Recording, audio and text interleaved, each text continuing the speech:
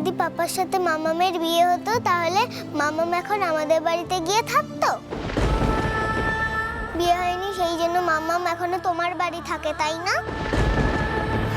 সম্রাট তো দেখছি বিয়ের পেছনেই বেশ কয়েক কোটি টাকা খরচ করে ফেলেছে। হ্যাঁ, কোনো মানে আছে?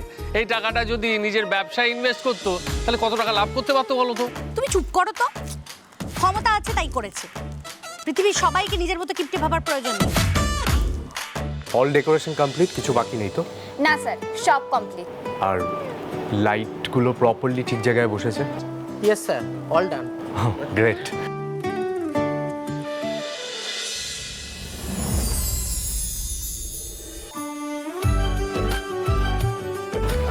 ঠাম্মি, মা আসুন আসুন।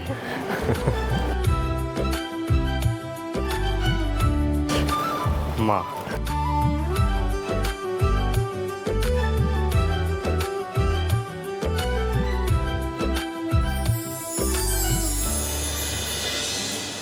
মা ওনার নাম সুভাষ, আজকে পুরো অ্যারেঞ্জমেন্টের দায়িত্বে উনি আছেন।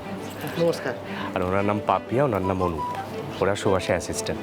আপনাদের যা লাগবে, যা প্রয়োজন হবে ওনাদেরকে জানাবেন। ঠিক আছে, ঠিক করে টেক কেয়ার করুন। একদম একদম। Thank you. মা, আপনারা আমার সাথে আসুন প্লিজ প্লিজ। ঠাম্মি আসুন।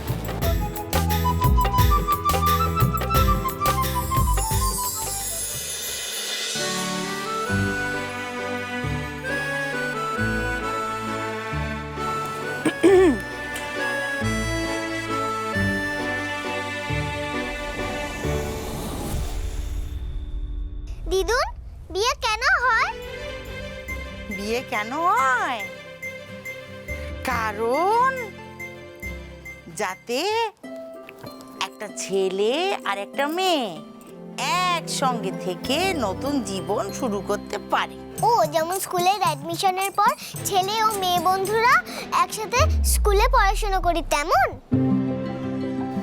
হ্যাঁ, অনেকটা সেরকমই।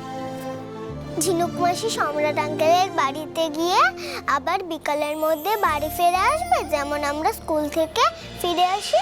না মা, এটা তেমন না, এটা খানিকটা ওই বোর্ডিং স্কুলের মতো, বুঝলে তো? এখন থেকে ঝিনুক মাসি সম্রাট আঙ্কেলের বাড়িতেই থাকবে আর মাঝে মাঝে আমাদের সঙ্গে বাড়িতে দেখা করতে আসবে। যদি পাপার সাথে মামামের বিয়ে হতো তাহলে মামাম এখন আমাদের বাড়িতে গিয়ে থাকতো।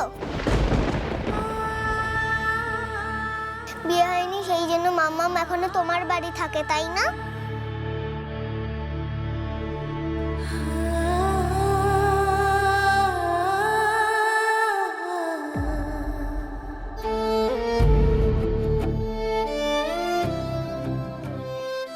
মামাম, তুমি আর বোর্ডিং স্কুলে যাবে না, আমার সাথে এখানেই থাকবে।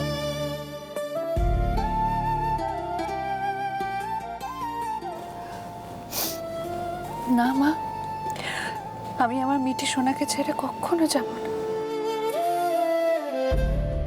কোথাও যাব না।